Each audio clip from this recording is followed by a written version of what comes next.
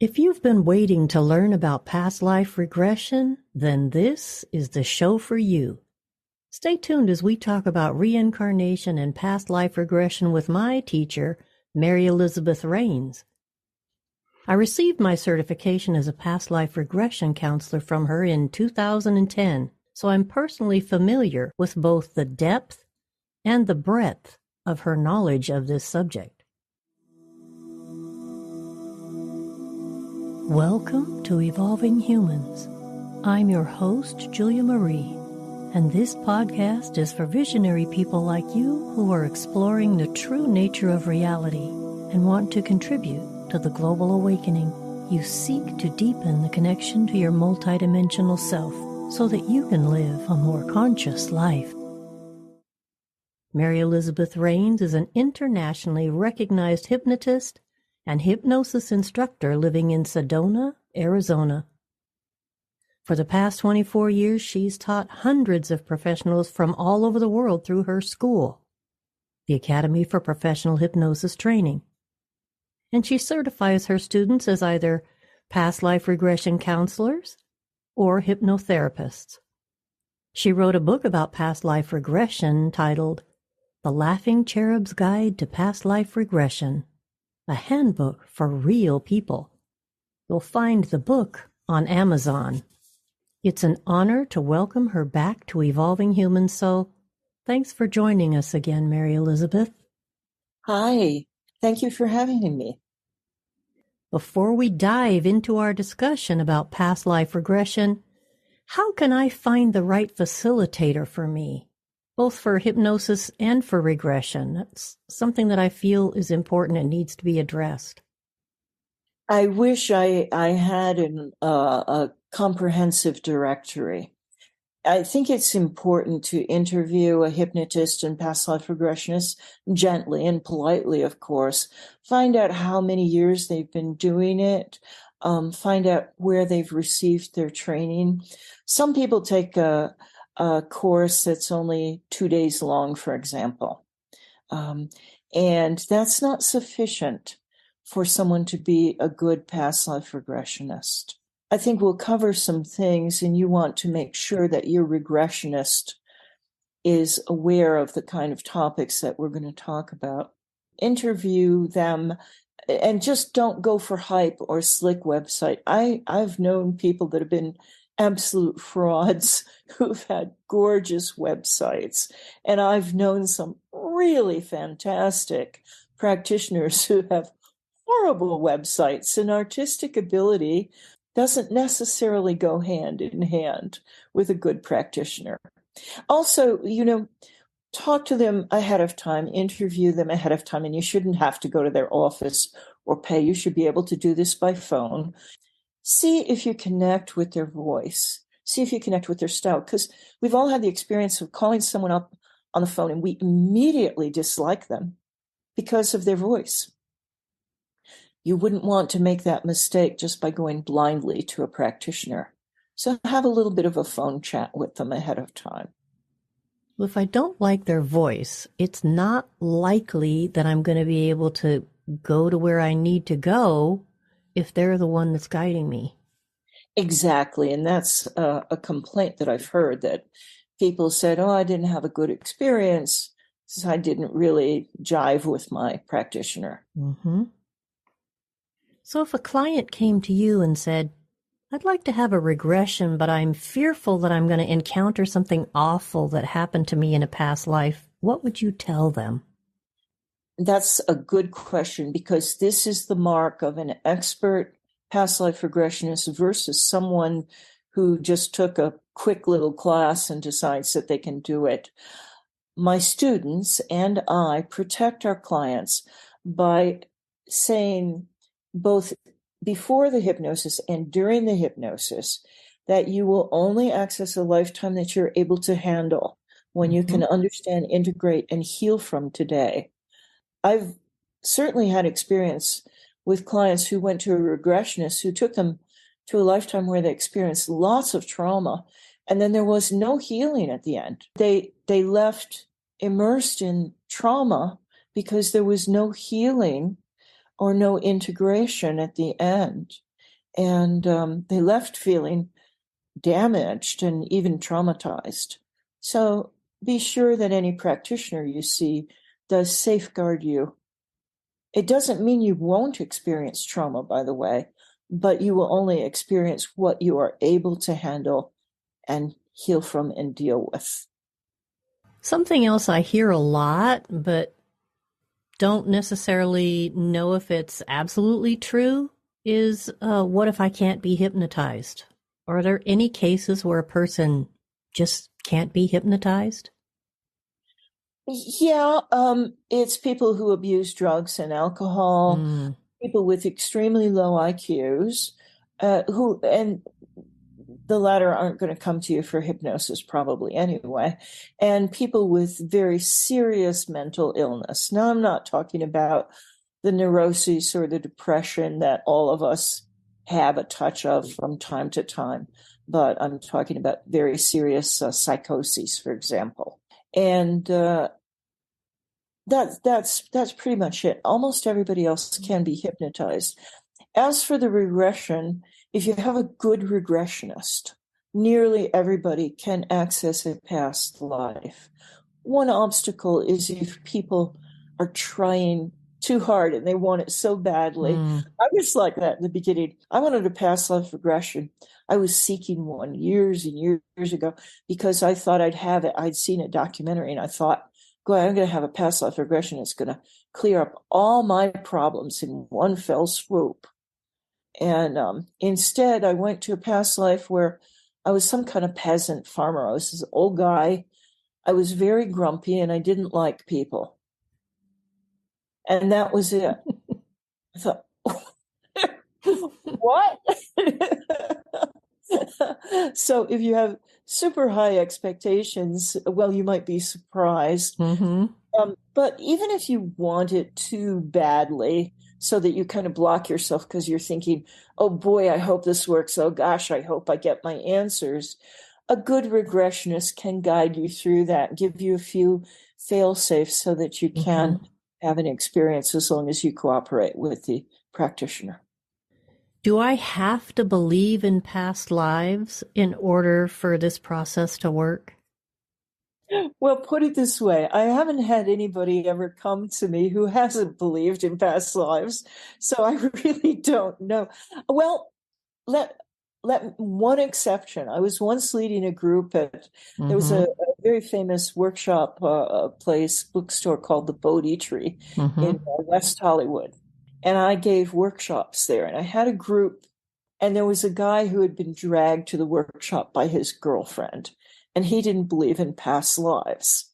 But at the end, he said, well, I had an experience where I was a thief and I was hanged. And he said, I'm not sure if I believe in this or not, but I've never liked tight collars. Oh, well, So there you go. And that's kind of what I was intimating about is in those group sessions, that's where you're most likely to come across people that don't.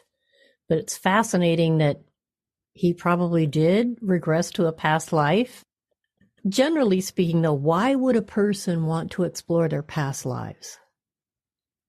Sometimes just for entertainment. I live in Sedona, Arizona, and people come through and they think they need to have a past life regression because it's part of the Sedona experience. And I have no problem with that. But many times it's in a relationship that's puzzling for various reasons.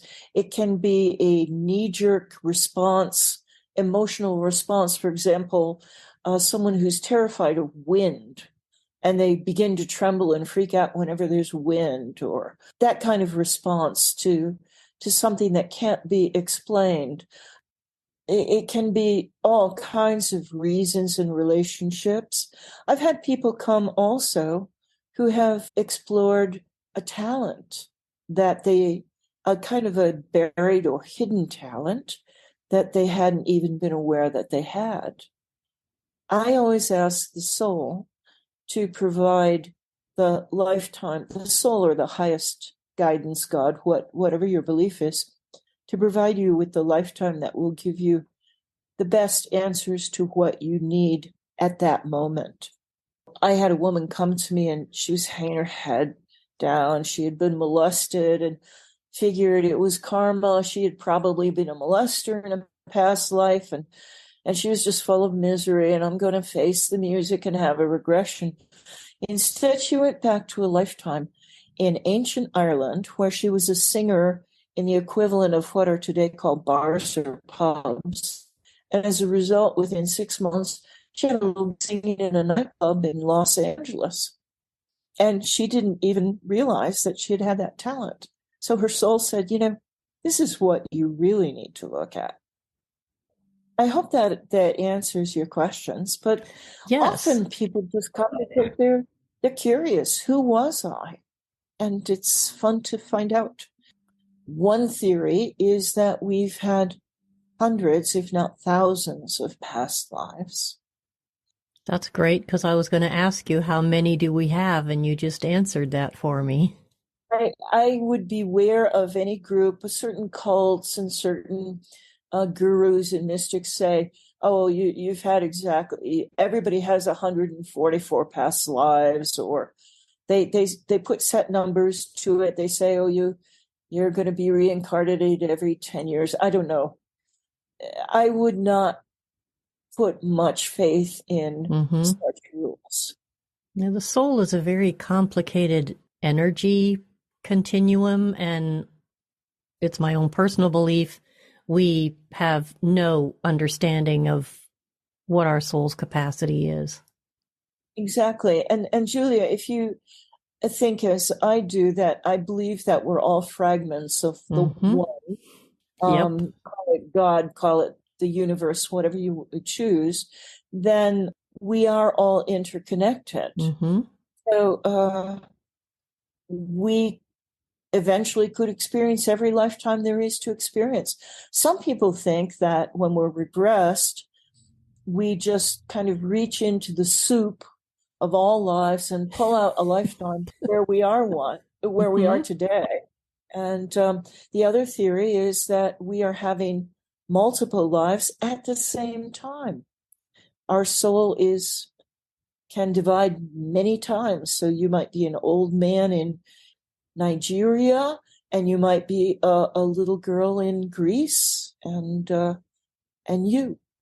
That's more along the lines of my perspective when I do past life readings, which is not as impactful as regressions, but it can give people some information. I draw a diagram that shows a big oval at the top that says soul, with all these rays coming down to the timeline, and we're living all of those at the same time from the perspective of our soul. That is an understanding among many people with spiritual insight, that there is actually no such thing as time, and living all our lives at the same time. So if you heal something that was damaged in the past, you are also healing your present. That was beautifully put, and I'm on that train with you. You touched briefly on karma from that one woman. Would you mind going into a little bit more about what karma is and how that works or entwines with past life regression? Yes, I can share my point of view as it is today. And by the way, my points of view or my understandings are changing. I like to listen, by the way, to a lot of near-death experiences. Yes. Because I figure the people that have gone to the other side have the best access to the truth, including those of past lives. There are going to be people that will absolutely contradict what I believe at present, and who knows. But my understanding is that every single action, every single thought that we have comes back to us in exact form. Karma. Karma, it's what is called today, some people have a school of theory called the law of attraction. And I believe it is correct, except that it takes place over centuries, perhaps millennia, not just in one life. So if I stole someone's goat in the 1500s, today someone might steal my car. So when I say exact, I mean exact in terms of the energy and the experience and response that it causes. Mm-hmm. But it's also positive karma. If you helped someone out in the 15th century, maybe you'll drop your grocery bag and some stranger will pick it up and carry it to the car for you in this lifetime. Mm-hmm. It's really quite beautiful to have this theory because this means we have complete responsibility for our lives everything. and Yep. ourselves.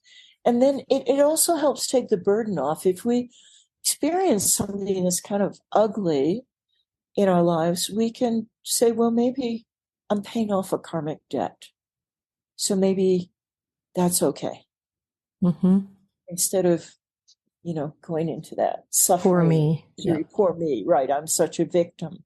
There is no victimhood if you consider this karma. Other people have different ideas about it. Mine's just one of many. And none of us are ever going to definitively know as long as we're speaking from the consciousness level that inhabits a human body. It's true. Even with the near-death experiences, some people come back and say there is no such thing as reincarnation. Other people say, absolutely, I went to the other side. I was shown my past lives, and they have agreed or validated the theory that I currently have of karma.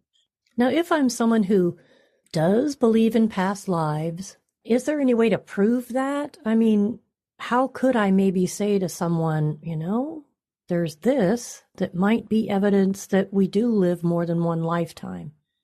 Yes and no. Mm-hmm. I certainly have had a few clients who have done research into a past life circumstance that they came up with, something they would never have been exposed to, and discovered that, yes, such a thing actually was. I had a woman, for example, and this is in my book, The Laughing Cherub Guide to Past Life Regression, a woman who was in the Great Potato Famine in Ireland in her past life, but she had been completely unaware of that historically. And even in the past life, she was saying, we're fighting over, it has to do with potatoes. And she was just so stricken by that because it just seemed so odd to her. And she had never heard of the wars that had resulted, the war that had resulted, or the rebellion because of the potato famine. I've had other people have other extremely validating experiences. There's a man who's written a book about children's past lives. In fact, there are a number of. I've known people who, as children, knew who they were in a past life, yet and have actually gone back to the place, the town or the village or the relatives that they once had in a former life, and have validated a lot of things. Mm-hmm. But I guess there's no way of proving it. Someone could say, well, they were just being psychic or whatever. I'm just glad you shared those things because there are, as you said, quite a number of books, and there's actually some videos. There's one that's coming to my mind about that young boy who was the pilot who went down, and his parents took him, and they did a whole thing for him being able to say goodbye to that person who he was at that time so that he could live the lifetime he was in currently.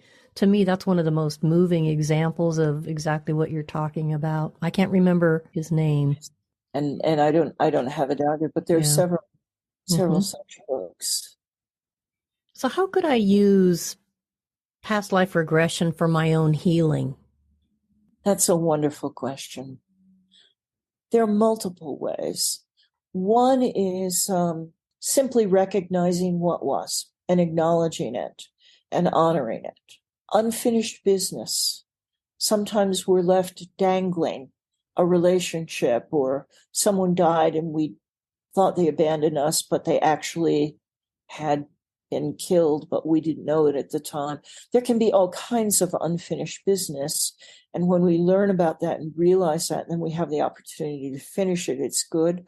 Sometimes it's learning what we need to do to resolve some karma, which is usually some kind of acts of service from the heart. Can't be fake.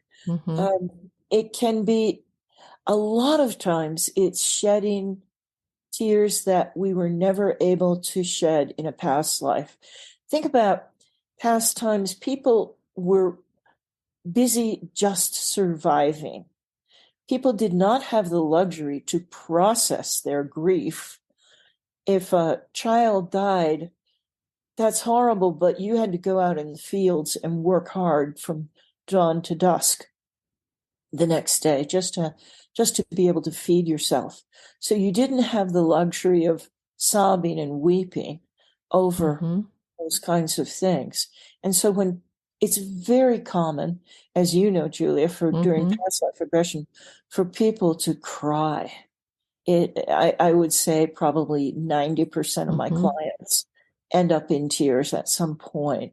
Don't let that deter you. They're good tears because they're shedding tears that they were not able to express in their past life. And for some reason, when you're having a regression, it gets condensed. So maybe 30 seconds of sobbing compensates for a lifetime of holding that grief inside. And it's released and people feel so much lighter and better. Another, in fact, the huge way of healing is through the process of forgiveness. And that includes being forgiven by people either that we've wronged or who think we've wronged them, and they hold a grudge against us. Their souls still do. Or the people that have harmed us. Now, it can't be faked. You can't push someone into forgiveness. They have to genuinely be willing. So I've certainly had clients who wanted to hold on to that resentment from hundreds of years ago and clench their jaw and were not ready to forgive. And it's too bad. But you can't bully them into forgiving. When people are ready to forgive, the good news is they don't really have to do anything. They don't have to grunt and groan and try. If they have a connection with some kind of source, some kind of divine source, even if it's their own highest soul, all they need to do is have the willingness, just like in hypnosis. All you need is the willingness. And the healing then takes place. And wow, do the tears flow when that happens? Some people think, well, past lives are faked, they're made up. But my gosh, you can't sit on your couch and all of a sudden start sobbing because you're forgiving the soldier who stabbed you when you were an indigenous Native American. It's phenomenal. It's a beautiful thing to witness, as you know too, Julia. Yes. Well, it's been 13 years, so I don't expect you to remember this, but my poor regression partner had to deal with me releasing tears that were really old from during our final exam. I felt way better after the whole process was over, and I've never forgotten it. It left an indelible mark on me. There's a huge benefit because that energy felt like it was stored in the cells of this container. Yes. Like it came out of this body. That trauma or energy or unexpressed grief was still held in my current physical body. Yes. And that's what amazed me about the experience. So, I'm going to thank you for giving me the opportunity to have that as one of my personal experiences, and apologize to him wherever he may be for being such a challenging final exam. It does seem that our cells do store what happened in our past lives that was not resolved and not healed. Even people sometimes will have scars or body injuries relating to a past life. I have a friend studied hypnosis with me, and he said he doesn't necessarily believe in past lives, but he recalled that from childhood he had dreams of being an adult male in some Asian country, and had a wife, and people were chasing them with rifles, and he got shot in the middle of his back. Repeated the same dream over and over from early childhood. And then he lifted up the back of his shirt and showed me in adulthood, he got a melanoma in the center of his back. Oh, my. Right where he had dreamt he had been shot, and he had a huge scar where they cut it out. Now, I don't think a little child is sophisticated enough to create an analogy that comes in the form of a repetitive dream. And someone else in the class who was very psychic said yes, and told him, could see the incident. Someone like you who can do readings told him actually about the incident. Very interesting. Like I said, that's one of the reasons I wanted to have this conversation with you, because there's so much more, both opportunity for healing, but also for growth that can be found in people maybe exploring past life regression for themselves, for their own personal reasons. It's amazing what the soul would let go of if people could just surrender to the process. So many stories are running. If you wouldn't mind sharing, like, one of your favorites that really made an impact on you as far as your past life regression experience. You know, I do have one, and this is anonymous, so I doubt if Yes, we would never identify the person. A young man who was college age came to me, and he had an issue. He was very, very attractive, the kind of man that a lot of women his age would just flip over. And he had no problem with that. But when he liked a woman, he would get frozen. He would get phobic. He would get obsessed. He would go nuts. And then he couldn't really pursue the relationship. I mean, it was really, really messing him up. And there was no reason for it. He was, again, intelligent, had a good head on his shoulders in every other respect. But he was baffled. Why does this happen? He went back to a very, very simple lifetime. He had a woman, I don't remember if it was his wife or someone that had moved in with him, who he loved terribly, but she was a kind of a cheap woman, and she talked all the time. And he was a very sullen man who did not really like to talk. So he would just sit there and listen, and then she would nag him, why don't you talk to me? You never listen to me. And he actually loved her with his whole heart, but he just wasn't able to express himself to her. And one day she just left. And in those days, when someone left or disappeared, you had no way of tracing them. You had no way of knowing where they had gone. He spent the rest of his life drinking, lonely, obsessed with this woman, waiting for her to come back. Oh. He never, ever did. It was really a very simple life. And by the way, most of our past lives are like that. They're very, very simple. And yet they have the clue. And because he recognized this, it completely changed his life. He even, he wrote to me and was so happy. He even changed his major in college because he was now going to study psychology and work with people who had problems and obsessions. Wow. It was it was really, really special. Transformative. Yeah. Yeah. So that's a great story. And it's a wonderful place to end this episode. But before we go, do you have any final words or things about past life regression that you'd want to share with the listeners? I just say, you know, if you're listening to this and something's getting sparked in you, even if it's a tiny spark, go for it. Be careful that you go to someone who's really qualified and take everything you can from the experience. If you're listening and there's a response that sparked within you, then I would say your soul is trying to talk to you. There's something for you to learn. And I will add, Julia does readings, and I do past life regression by phone. And actually, you would think, why would I want to do it by phone?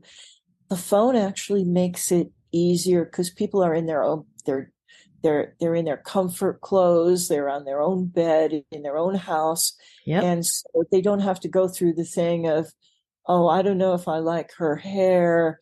Look at those shoes. Does she like me? Does she not like me?